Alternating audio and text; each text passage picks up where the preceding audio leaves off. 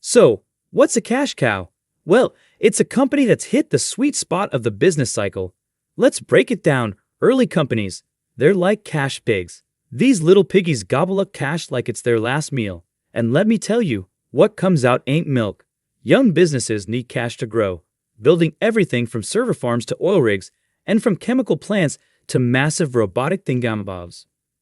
Picture this, a startup tech company. Year 1, it burns through $5 million to make $1 million in revenue. By year 5, it's pitting out on $20 million in losses but bringing in $100 million in revenue. Still a cash pig, but it's getting there. Next, they start to mature. They evolve into higher life forms like me. When a company hits around $500 million in revenue, it might break even. No losses, no profits, just coasting along like a cow in a field.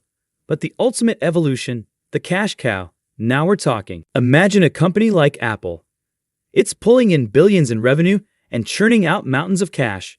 It's like hitting the jackpot. But here's the catch. If they don't keep growing, they'll eventually be put out to pasture.